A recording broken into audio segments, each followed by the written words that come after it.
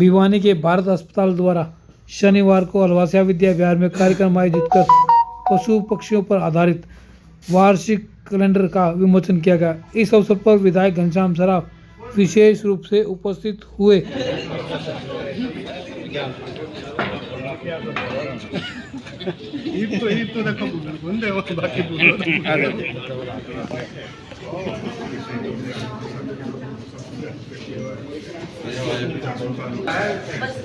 Doctor साहब पीछे आओ। भारत माता की ये तीसरा है सर।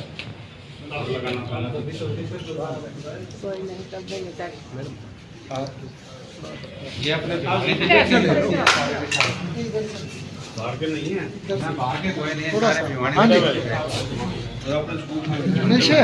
उधर आ जाओ थोड़ा मिंटो भाई मिंटो प्रार्थना करते हुए आगे आने तो बहन उनका रहमत हम पर सदैव रहे। मैं एसपीएस यादव जी से निवेदन करूंगी, सर आप भी मंच पर आइए और आज के इस कार्यक्रम की शुरुआत दीप प्रज्वलन के साथ। उस दीप में आज 2025 का ये प्रतित्व और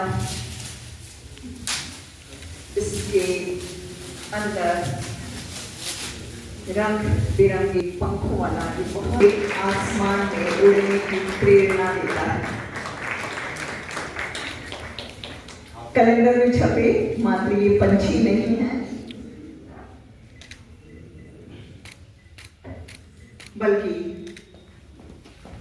शून्य पक्षियों को बचाएं भी सही, पक्षियों के लिए दाना भी डालें। जिस प्रकार से आपने बताया कि भिवानी में शुरुआत भी हुई है, तो लोगों को क्या संदेश देना चाहोगे? लोग किस प्रकार से आगे आए और लोग पंछियों को पालने के लिए उनके आवास बनाएं और अच्छी संख्या में पंछी वहाँ पे ठहरें।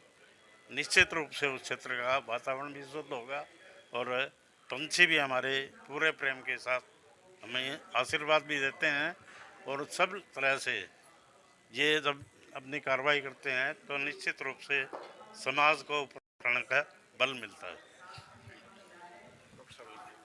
डॉक्टर रंगा हर साल करते हैं और इस बार इन्होंने जब मुझे फ़ोन किया और बताया कि ये पिछले 12 साल से पक्षी कैलेंडर विमोचन जो है कर रहे हैं और इसका अभी आज मैंने देखा बड़ा ही सुंदर कैलेंडर पे लिखा हुआ था कि जहाँ पक्षी और बेटियाँ चहकती हैं वह आंगन हमेशा महकता है।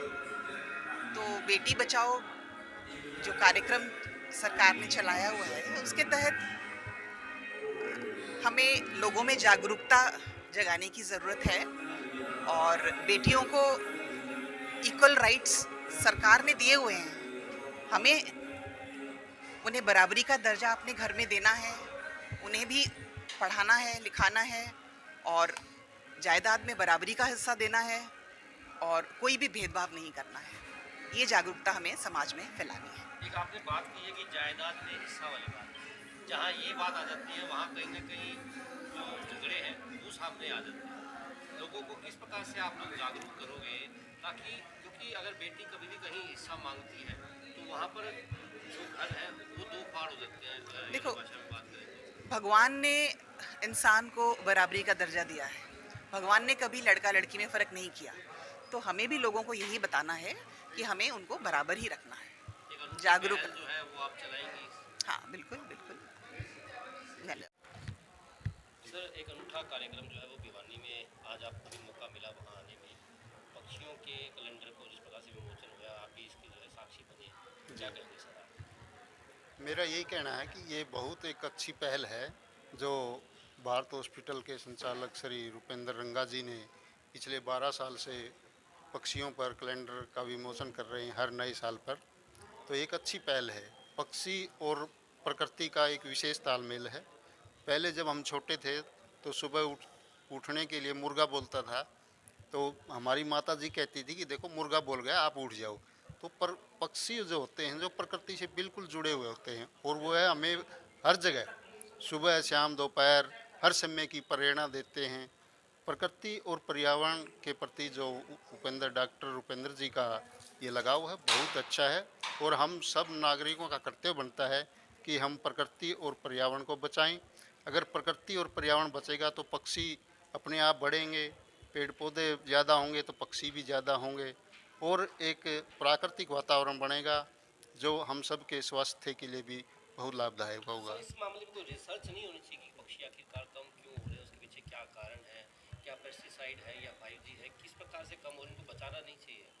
हाँ, ज़रूर होनी चाहिए, इसके बारे में रिसर्च होनी चाहिए, लेकिन सबसे ज़्यादा कारण तो यही है कि प्रकृति जो प्राकृतिक पर्यावरण है उसका विनाश हो रहा है, और जो पक्षी होते हैं वो प्राकृतिक पर्यावरण में ही ज़्यादा निवास करते हैं, जिसमें पेड़ पौधे अधिक से अधिक हों, पीने का पानी हो, उनके लिए अच्छा दाना चूगा मिले उनके, तभी उनकी संख्या बढ़ती है।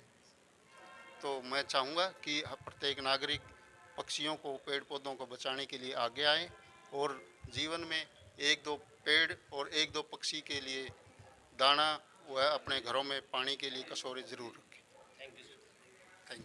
ने बेटी बचाओ, पक्षी बचाओ, वृक्ष लगाओ, जीवन बचाओ के इस कैलेंडर का विमोचन किया है। हम पिछले 12 साल से इस कैलेंडर का विमोचन भिवानी शहर में कर रहे हैं, और बड़ा दुर्भाग्य का विषय जो जहाँ तक मेरे को महसूस हुआ है कि अभी पिछले 12 साल में पक्षियों की संख्या काफ़ी घटती जा रही है। उस घटने के कारण विभिन्न प्रकार के, कई कहते हैं कि 5G से घट गई, कोई कहते हैं पेस्टिसाइड से घट गई, कोई कहते हैं कि ये जो खेतों में खाद दूसरी यूज़ करते हैं उससे घट गई, कई कहते हैं जो GMO होती है उससे, ये विभिन्न प्रकार की धारणाएं हैं। परंतु धारणा जो भी हो, पर दुर्भाग्य ये है कि पक्षियों की संख्या घटती जा रही है। पक्षी हमारे दोस्त हैं, ये हमारे पर्यावरण को शुद्ध रखते हैं, ये हमारे को बीमारियों से बचाते हैं। परंतु मैं हर एक भिवानीवासी से ये आग्रह करूँगा कि कृपया पक्षियों को बचाने में अपनी अहम भूमिका निभाएं, उनको दाना डालें, पानी डालें, उनको भी जीने का अधिकार है। सर, ये विमोचन जो है और किस प्रकार से आप इसको जो है आगे और बढ़ाएंगे? ये प्रेरणा मेरे को मेरे माताजी से मिली। मेरी माताजी जब मैं बचपन में देखता था तो अपनी जो चुंदड़ी होती थी उसके एक कोने में दाने रखती थी, एक में थोड़ा जो आटे का बूर था वो रखती थी, वो पक्षियों को डाल के आती थी, और इतना प्यार करती थी उनसे, और वो पक्षी भी वहाँ के बैठ जाते थे सारे, और उनको क्या नाम में पानी भी डालती थी, उनके लिए एक बर्तन होता था उसमें पानी भी रखते थे। जब से मेरे को लगा कि पक्षी बहुत अच्छी चीज़ है जो हमारे दोस्त हैं, और उसके बाद से मैं यही सोचता रहता था कि इन पक्षियों को कहीं ना कहीं सजाऊं। अब पहले तो संख्या ज़्यादा थी, बहुत देखने को मिल जाते थे, अब तो इतने ही पक्षी कम हो गए, बहुत कम देखने को मिलता है। मैं तो अपनी माताजी का इस अवसर पर बहुत ही धन्यवाद करता हूं, उन्होंने ऐसी प्रेरणा दी और मैं इतने अच्छे पक्षी लोगों के सम्मुख प्रस्तुत कर पाता हूं।